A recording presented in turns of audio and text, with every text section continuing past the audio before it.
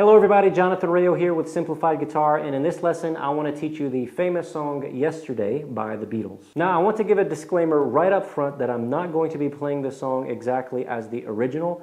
My goal here is to simplify this song and make it easier for beginners to play. So with that in mind, I've taken some liberties and changed the key, and I'm using some chord variations that are a lot simpler for beginners. In fact, for this version, we're not going to be using any bar chords at all. So what I'll do right now is play through this song for you, and then afterwards I'm going to break it down and kind of explain it to you in more detail. So make sure you stick around to the end. For now, let's go ahead and play through the song.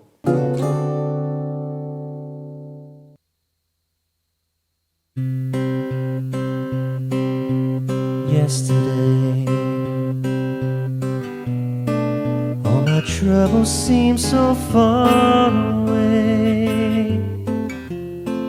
Now it looks as though they're here to stay. Oh, I believe in yesterday. Suddenly, I'm not half the man I used to be. There's a shadow hanging over me. Oh, yesterday came suddenly. Why she had to go, I don't know. She wouldn't say.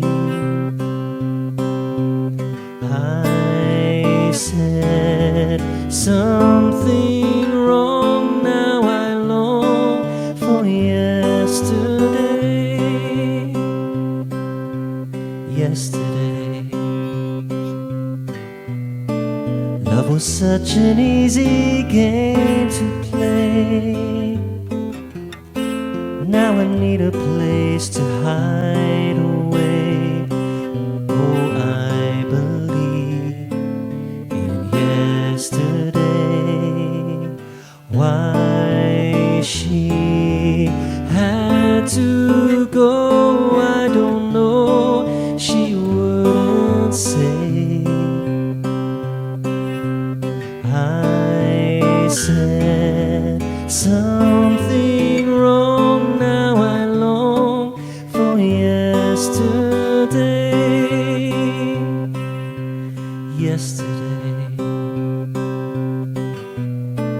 love was such an easy game to play. Now I need a place to hide away. Oh, I believe in yesterday.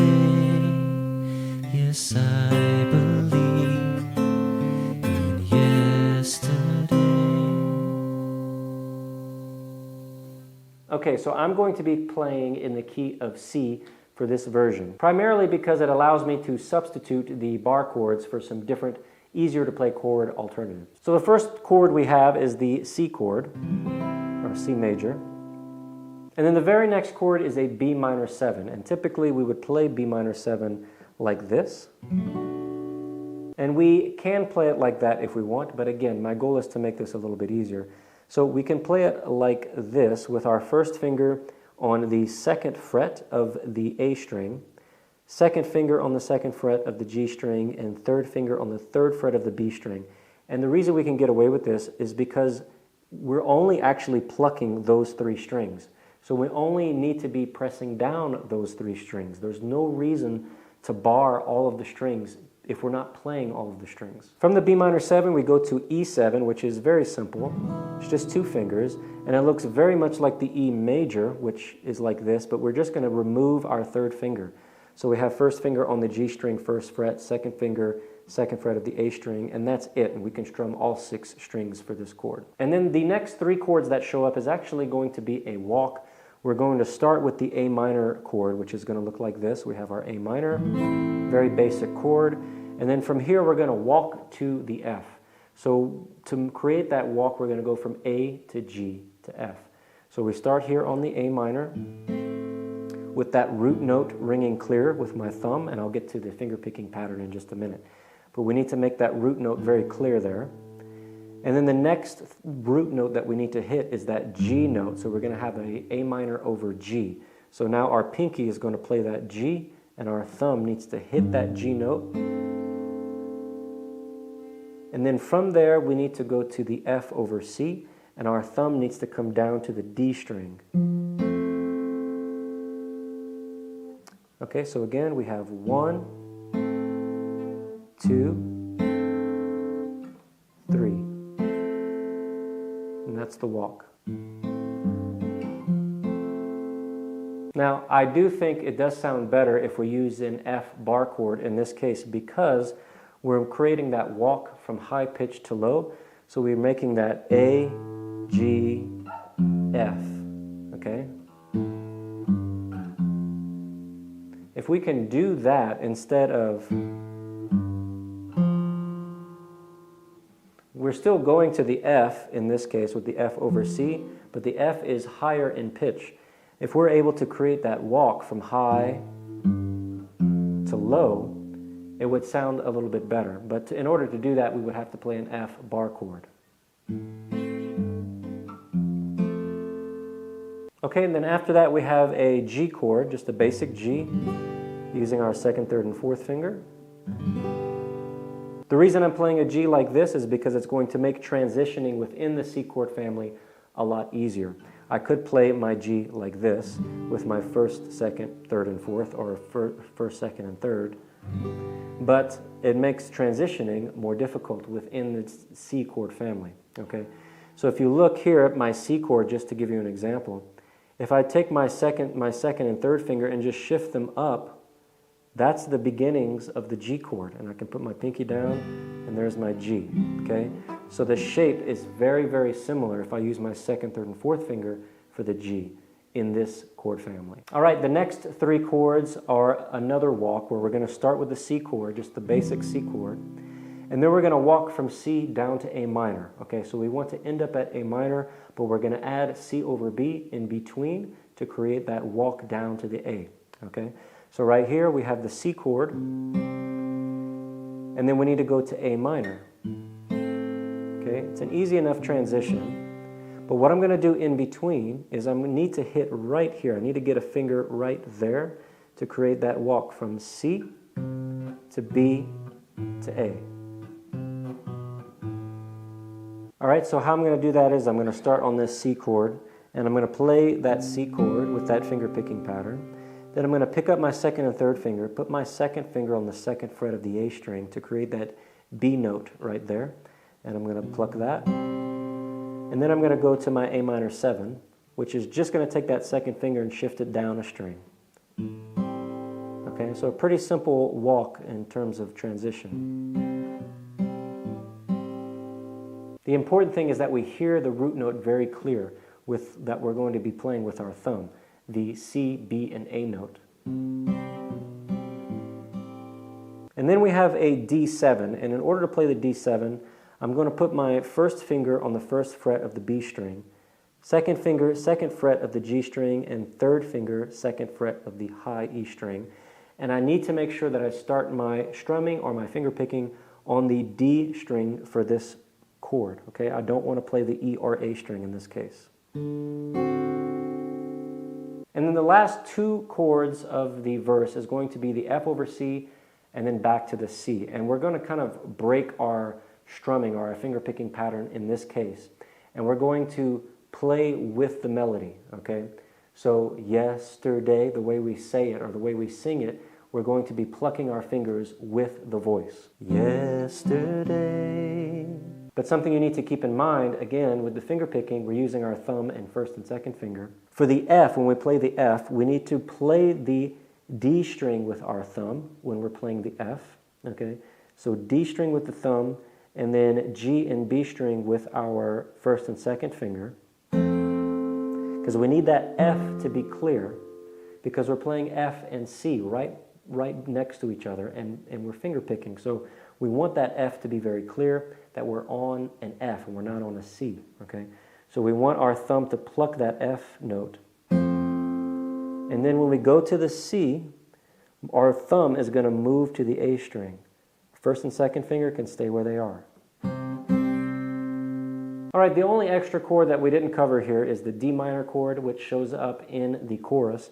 And the D minor chord is very basic. It's in the regular C chord family.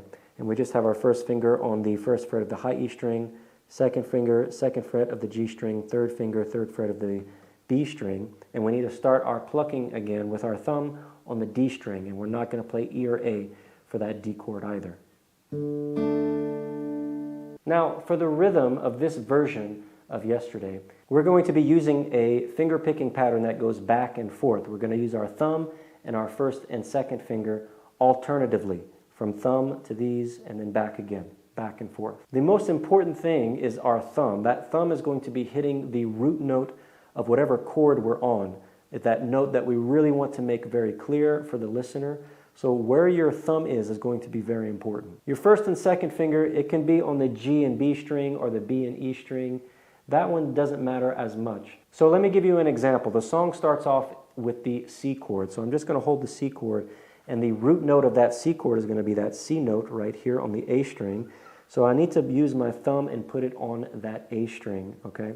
And then I'm going to take my first and second finger, and I'm just going to put it on the G and B string. And I'm just going to alternate back and forth from the thumb to the first and second finger. And I'm going to pluck at the same time with my first and second finger.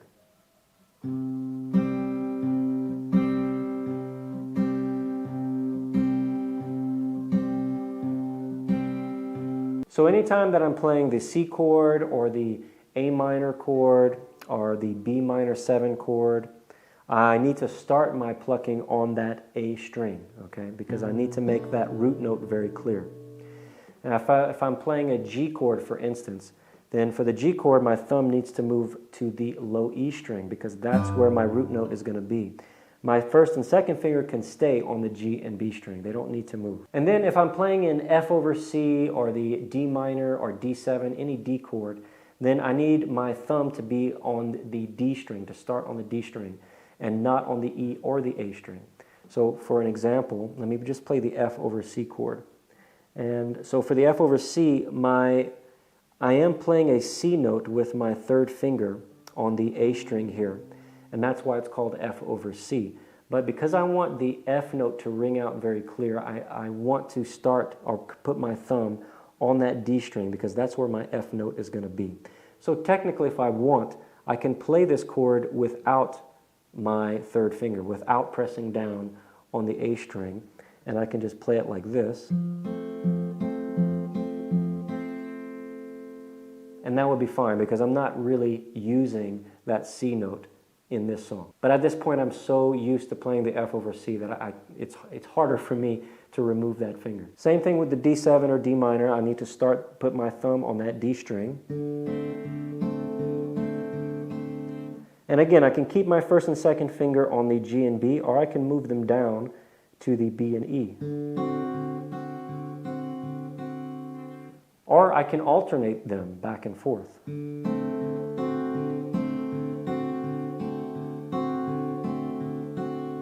So when you're trying to practice this song, I would recommend first getting a good handle on this finger picking pattern. So just take one of the chords that you feel more comfortable with, maybe the C chord or something like that, and just hold that chord and just practice that strum pattern over and over again. And maybe take a few chords where your thumb has to change, where maybe the G chord, so your thumb can be on the low E string,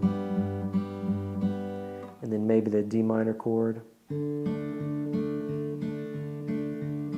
And just practice that finger picking pattern over and over again, not worried about the chord progressions for the song or the lyrics of the song. Just get used to that finger picking pattern.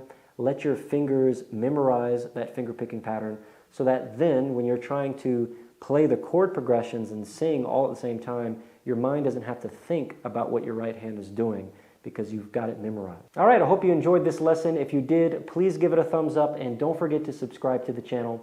And I hope to see you in the next lesson. Take care.